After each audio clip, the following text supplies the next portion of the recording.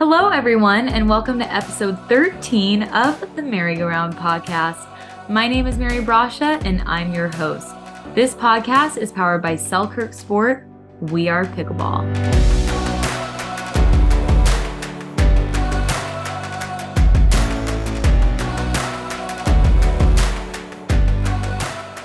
We are currently in the off season of the pickleball year, and as many of you pickleball players know, there really isn't much of an off season in pickleball because the tour is year round.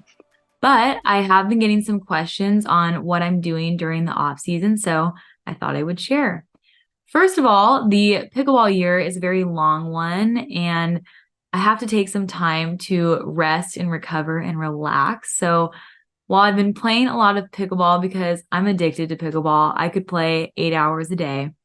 I've been taking some days off to do other things. One of those things is my family. We went up to LA to see one of our favorite electronic music artists, John Summit, in concert. It was epic. It was so fun. We even saw some pickleball people from Los Cab there, which was great. But John Summit, if you're ever back in California, please come play pickleball with us. Besides that, I've been setting up fun matches with friends who are still around for the holidays. Maggie and I have been drilling, and we've been also working out in the gym a lot for injury prevention because we just want to be in the best shape possible for these long tournament days in 2024. So lots of good things happening, and just want to wish a Merry Christmas, Happy Hanukkah, and Happy Holidays to all who are listening to this show. Now I'm going to introduce you guys to our guest for the day.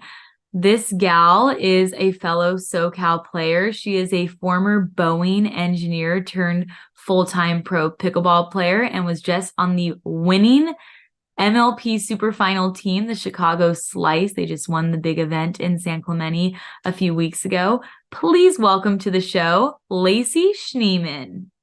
Hello, Lacy. Hi, Mary. Nice to see you. Nice to see you too. Where are you calling from today? I'm surprised you don't recognize this. Have you seen this before? No, I'm lost. What? Okay. Maybe not. This is in my kitchen at home in Redondo. So you came to my house for my birthday party, which was a couple months ago, but this seemed to be the best spot, although it is very overcast today. No sun out here, but that's okay. I know. Okay, yes. First of all, what a fun time that was. I love celebrating birthdays. Yeah. It was fun. But also, yeah, it has been very overcast. I think a lot of rain is coming into SoCal, so hopefully we can get all of the drilling in. I know. I mean, we have this break, and what else are we supposed to do except drill and practice? And are we actually supposed to take a break? God forbid. I don't know how to do that. Well, I feel like you might need a break because Lacy, you are an MLP champion. How does it feel? Man, it feels good. That whole weekend was kind of unreal.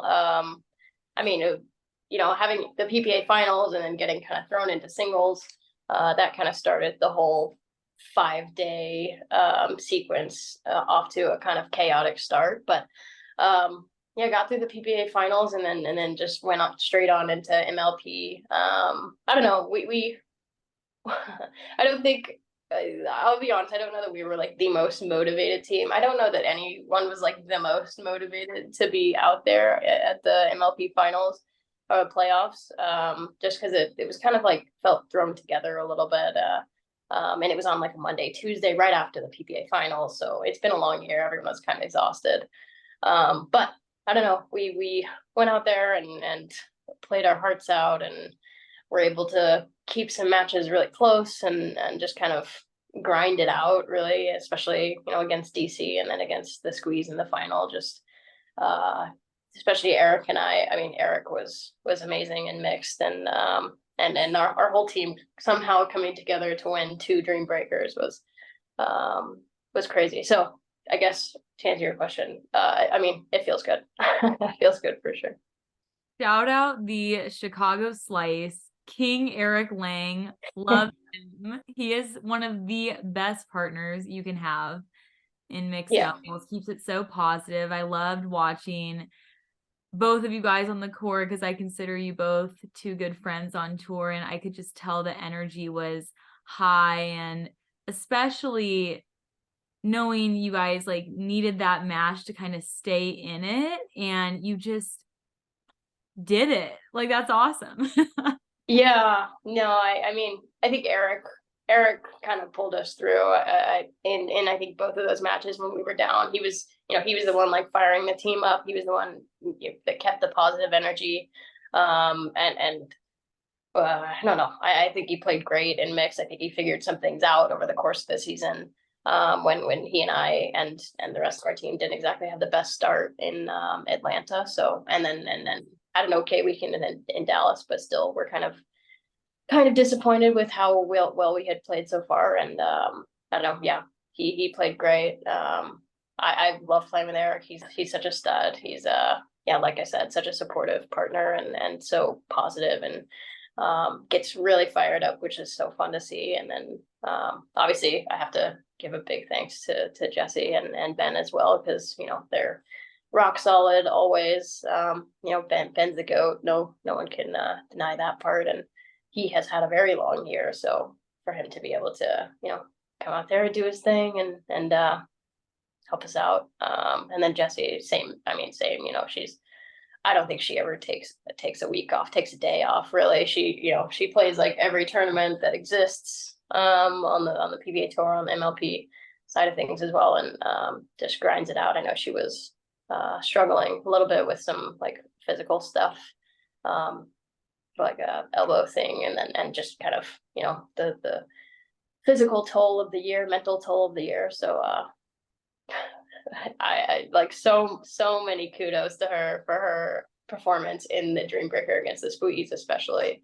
I don't know that we would have won it without her performance in the second half of that one. Those moments are what make MLP so fun, is when you just bring it together and get those victories in the matches. I think, knowing you personally, like, how fun it must have been to team up with Jesse, your fellow SoCal player who you train with. I think that probably was so fun to play with someone, who you live by.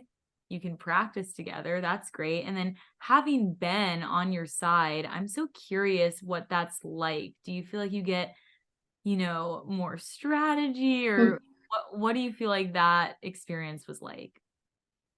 Ben and Jesse probably some of the best strategists on tour, some of the most methodical players on tour, I would say. Just the super high percentage, which you can really, I feel like, see when you watch them play mixed together. Jesse's doing exactly what Ben wants her to do essentially, and just playing like such smart mixed so that he can do what he needs to do and take over in the way that he does so well.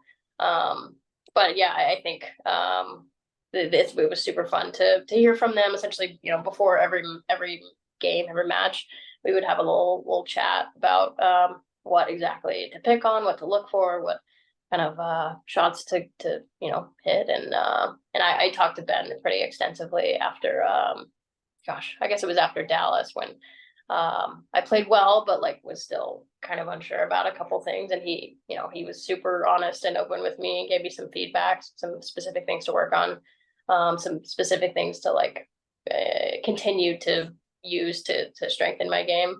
And that was like, I don't know that there's that many players that will do that in such an open dialogue type of way where, it just give you like open feedback and asking questions and so willing to do that, even though, even though it's like your competition, Right. But yeah, no, I think I think one of the funny things about playing with Ben is like you get to see a side of him that other people don't see a lot. So right, we stay in Airbnb together, and he's just like he's a kid. He's not a kid, but he's like a young 20-ish, 23-ish year old, whatever. He's a young guy that's enjoys hanging out with friends and playing video games and whatever, just like dorking around. He's just a kid that happens to be insanely good at a kind of silly sport, but he's a smart guy, and I have enjoyed hanging out with him. I guess one other thing about being on the team with Ben is I think it takes unless you actually get to practice with him, it's tough to see like just how good he is. And like obviously we can see that because he's beating everyone like day in and day out pretty much. But when you practice with him, he's like working on all these new shots and like pulling out all these stuff out of the bag that you've never seen, that I've never seen in matches. It's just like so tricky. And I I don't know, every time we practice against them, I was just like floored by a lot of the stuff that he can do, and a lot of the stuff that he can do that I've never seen him do in tournaments, that he's just kind of like, he calls it like it's still in the lab, it's still in work. So I have no doubt that he's going to continue his reign, and I think it'll be real tough as he starts to bring those new tricks out of the bag. I think it'll be real tough to take him down. Well, you heard it here, everyone. There is still more. Ben John is always in the lab working on stuff. Well, we will be looking forward to seeing that.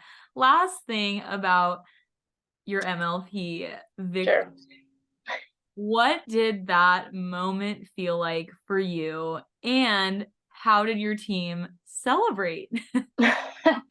Gosh, the moment was crazy. I mean, I don't know. I mean, we had won the Dreambreaker the day before, which was like, somehow, and then we repeated the thing. We were down 0-2, won both the mix, came out in a Dreambreaker, and the last time we had played the squeeze in a Dreambreaker, we got demolished. We got beat like 21-9 or something ridiculous, like not even close, really.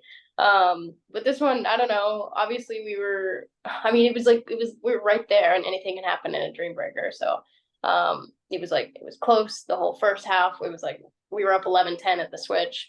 I think everyone was playing the same people that they had before, which is interesting. And I don't know. I thought I could do better than I did last time. Jessie certainly did better than she did last time. I think Benny also did better. Zane, I don't know, he kind of neutralized Zane in a little bit of a way, and obviously Eric and who's the other player? Andre. Eric and Andre is like kind of an interesting watch because neither of them really play singles. But I mean, our whole team just stepped up so crazy in a crazy way. And then Ben had a chance to clinch it when we were up. I don't know what, I think it was 18-14 when he stepped in. And so if he had won 3 in a row, he could have clinched it, but he was pretty frustrated that he wasn't able to, I think. So I came in at whatever it was, 19-16, I think, something like that. Maybe, yeah, 19-17, something. And gosh, I mean, I like to say that I perform well in those like clutch situations, and I think I've had some pretty good success at. Thank you. I think I've had some pretty good success at clinching Dreambreakers, especially. Even if I have a arguably losing record against whoever I'm going head to head with in the Dreambreaker, I can somehow just make enough balls or hit the right shots in the end that is able to kind of clinch it out. And I don't know. Yeah, I stepped out there. I was fired up. I was like excited to get the chance to even take it. And I don't know, hit an arguably lucky shot at 2018, 2017, whatever it was, to hit that like drop shot backhand, and then Anna runs up and misses it long, and oh my god, it was unreal. I mean, you could see it in the pictures. Like we're like elated, obviously. We're like. I think we're in shock mostly that we had somehow won that match and just won the whole playoffs, because I think we were down and out essentially in 2 of those matches, and to have gritted our teeth and pulled it together in both of those situations. Yeah, we were stoked. But yeah, as far as celebrations go, we I don't know. We were just like so, I think, in shock for a while. We were obviously stoked, but we eventually, after kind of cleaning ourselves up a bit, we went to a rooftop bar in Laguna, I guess, which was cute and nice, and just had some drinks and got to kind of relax a little, like decompress after the stress of the whole weekend. Yeah, and of the moment, and got to just a lot of it was just reminiscing over certain things that we were thinking about, like during the few matches, and like certain moments that that we wanted to relive together. And I don't know, it was that, and then we went after the rooftop bar. We went to Eddie V's in Newport. We went to, if you don't know what Eddie V's is, I'm sure you know what Eddie V's is, but it's pretty fancy, like steakhouse, seafood restaurant, that has great cocktails. Great. I think the truffle mac is particularly noteworthy, and yeah, one of Ben's favorites for sure. He's a foodie, if you didn't know. So I did not know that. He'll take the liberty of ordering for everyone, which is fine by me. So had a lot of truffle mac and some good cocktails, and just had a grand old time. And then we were thinking about going out, but it was a Tuesday, and we had a very long 5 days. So yeah, we left, and I think I crashed by like 10:30. Off to bed. The party will wait, but that's just so neat. Sometimes the summary I'm kind of getting from us talking about this is like, you guys just didn't really expect it. I mean, I would expect it. You guys are a solid team, but you guys just kind of went into it with low expectations. And I feel like in pickleball, sometimes that's the best, is when you just, you just go in, you play your game, you do your best, and like let the results take care of itself. And look at you go. Enough of that. I want the people to get to know Lacy a little bit more. So let's start with telling us a little bit about your family. And I'm going to spoiler alert, a lot of people may not know that you are actually a twin. Yes, that is correct. I am a twin. If you didn't know, no, to assume your first question is, are we identical? No, we are not identical. We're fraternal, super different. She lives in my hometown in San Angelo, Texas, and does her own thing, is okay at pickleball, if you're curious about that, but and has played a couple tournaments, but certainly not as serious as as I am. But we'll see if I can convince her to get out there eventually with me. Yeah, you've probably seen my dad and my aunt at some tournaments. They come to a lot of stuff. They love coming out and supporting me, and I have quite a few family members that'll come out, especially to MLP events, because they're so exciting. And yeah, love having some family members that can come out and cheer me on, and I don't know, just hang out and be supportive. And it's probably the most I've seen my family since I went off to college. So it's definitely a good excuse to hang out with family and get some family time. Oh yeah, how nice. You guys can all unite at these tournaments and yeah, your dad is always just so sweet, and you guys are so genuine. And going on to, okay, you were in college, you didn't see them a lot, but you were out here in California living your best life at USC. Tell us about what life was like before you made the jump to pro pickleball. Yeah, so I came to USC. That's how I ended up in SoCal. I came to USC to study aerospace engineering. Oh, smart alert. I also played club tennis at USC and was a captain of that team for a bit. And I don't know. For me, club tennis was like the perfect amount of competition, but I also had time to, study engineering and have a social life and get enough sleep and all the things. And um, that was essentially why I didn't end up playing some version of college tennis. I wanted to go to a big school, and I knew if I tried to play for a big school, that's I know D1 sports take a lot, take a decent toll. And I wanted more of a balance with the things that I wanted to do, and I wasn't under any delusions that I was going to play pro tennis eventually. So club tennis was a good, I guess, medium for me to still be able to play, but not so serious that I couldn't pursue other things. So anyways, yeah, studied aerospace engineering at USC, and then got my bachelor's, ended up doing a fifth year just to get my master's in aerospace engineering as well. And then graduated and went, so that was like middle of the pandemic, actually. I my final semester was, half of it was on Zoom because that was like the beginning of the pandemic in like March of 2020. So I graduated with my master's in May of 2020, and then started working for Boeing shortly after that in the summer of 2020, and worked there until actually just earlier this year, about 6-7 months ago. But I technically started playing pro pickleball, I guess, in June of 2021. No, 22.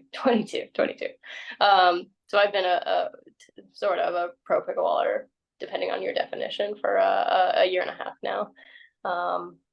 Nice. But yeah, now I'm full-time pickleball as of June this year, and loving it. And I can't say I miss engineering so far. We'll see. We'll see eventually if that changes. Yeah, no, I'm loving the full-time pickle life so far. Wow. I mean, I know you're having great success and doing so well.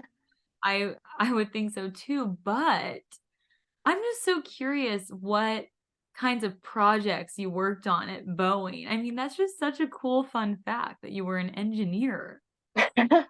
Yeah, yeah, I don't know many aerospace engineers that are pro pickleball players now. It might just be me. I know it was the commentators, like they would say it like every time that I was on center court, which is funny. I'll have to. One thing I would like to mention is my cousin, who likes to watch. She'll watch anytime I'm streamed essentially. She made up a drinking game for when I'm on center court. And one of the times that they have to drink is anytime the commentators mention that I'm an aerospace engineer. Is obviously that's yeah, that's a drink for sure.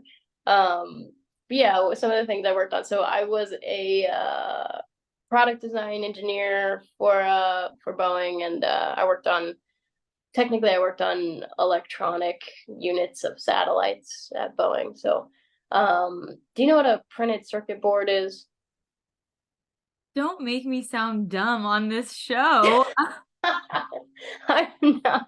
No, just like okay. If Yeah, you don't no, know I what a printed understand circuit what board you're is, saying. Yes, yes. yeah, you don't need to know. Like that's not common knowledge necessarily. Okay. But a printed circuit board is like just a little unit of electronic components that talk to each other via electrical connections and copper, and the whole thing acts like as a little brain for controlling electronic things, right? So they're like in your phone, in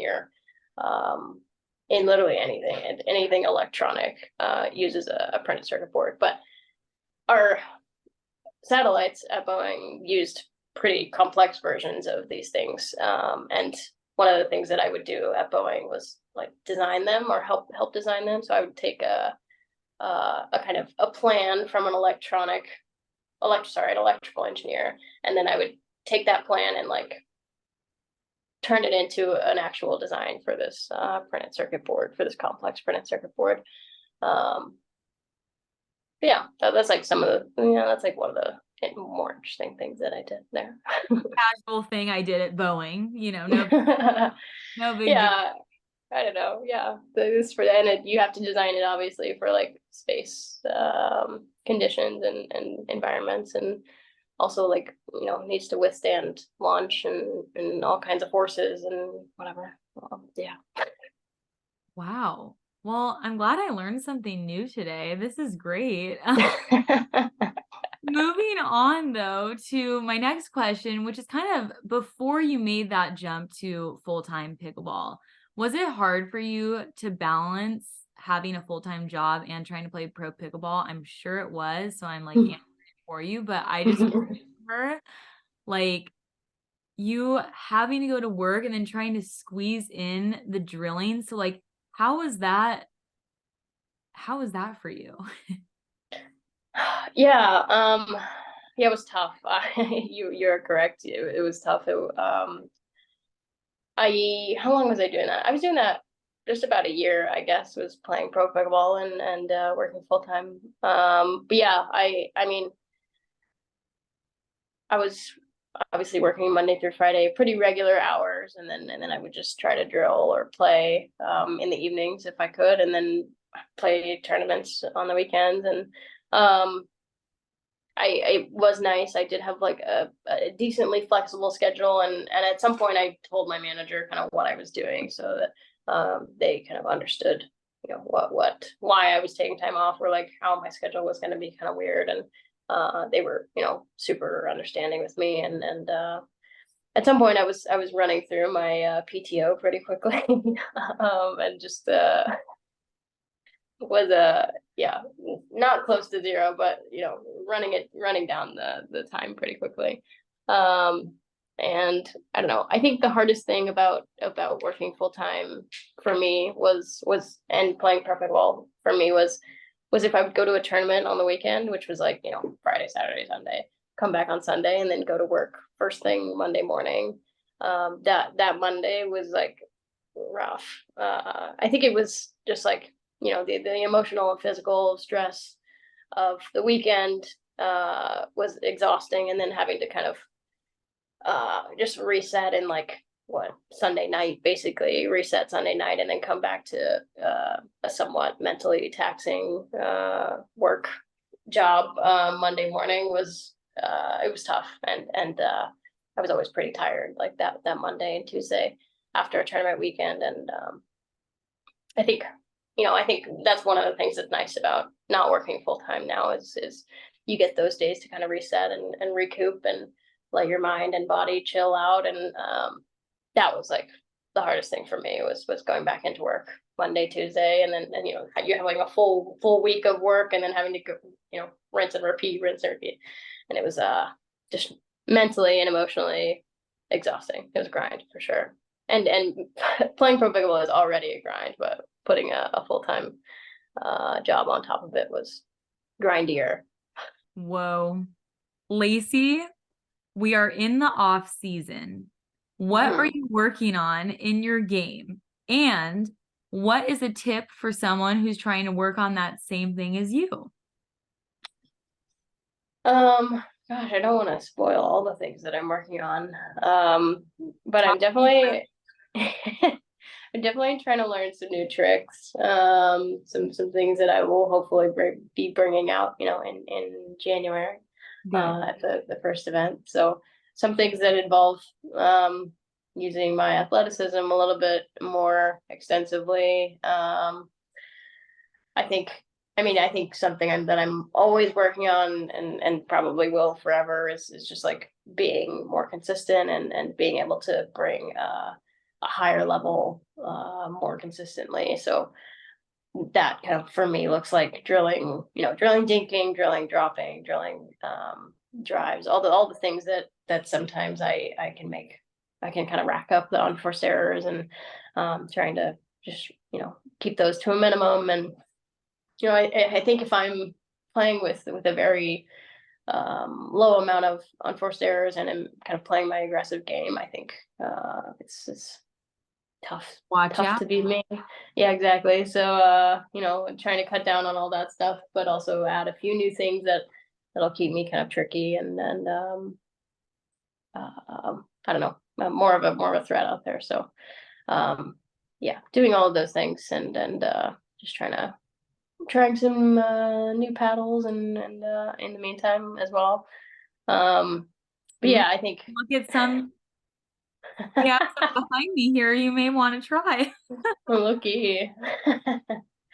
Yeah, I think I don't know, if you're trying, I guess, to get better in the way that we are. I think drilling is essential. I mean, I think drilling with a purpose, obviously, I think there's other players that have talked about that probably better than me, but and more than I have. But I think drilling is like pretty much what I do 90% of the time these days. I don't play a whole lot of rec. I do play some, but honestly, I might play more if it was easier for me to kind of get a group, but everyone in SoCal is a little bit spread out, and everyone's like gone for the holidays. So right now, especially, I'm just drilling like one-on-one with someone. I'm trying to work on some specific things. So I think drilling, just like getting those reps in, and then drilling with a purpose is obviously super essential. You know, if you have a specific shot in mind, like set up drills that are gonna like force you to practice that shot.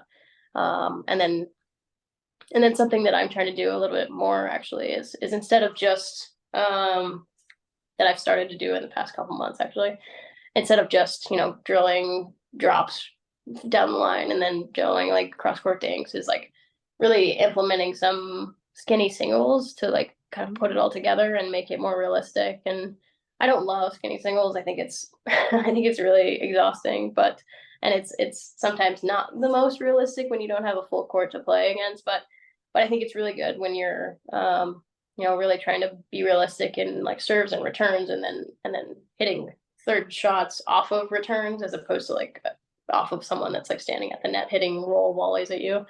And then obviously working your way up to the kitchen is something that I'm continuously working on. And I think putting all that together in a game of skinny singles has been pretty useful for me recently, and something that I recommend. I'm sure you play plenty of skinny singles with Maggie and whoever, but yeah. I need to get better at it though. I feel like I always lose in skinny singles. So What are you working on, Mary, in the off season? you know, I'm honored you asked me this question. I am similar to you, always working on just kind of all the shots, trying to be the most consistent I can be, because at this level, everyone has the shot. So it's like, how can I, you know, grind out a point more than someone else can? But I'm always working on becoming more aggressive too. So my left side is getting better and better every day. So love it. One. Love it. I would say you've been getting more aggressive, so kudos to you. Woo. Oh, a pen fell. Anyway, next question. Lacy, we know you're very athletic. We know you are in the gym. What is your favorite workout to do at the gym? Oh, favorite workout, gosh. Like specific exercise? Like a specific exercise movement, you can only pick one. Mine is the back squat. That's my favorite. Ugh, I like a back squat, but I also hate a back squat, you know? Love-hate relationship. Honestly, the gym is a love-hate relationship for me. It's always it's a little bit of a struggle for me to like get there. Once I'm there, I'm like, I'm good and I can do all the things, and then I feel better after. But yeah, it's you know, I'm like, just go to the gym. You'll be happier once you're there. But yeah, if I had to pick one, they're all the exercises are a love-hate relationships. What do I like doing? Like pull-ups, great. I hate them, but they're great, you know? Like, how many can you do? I don't know.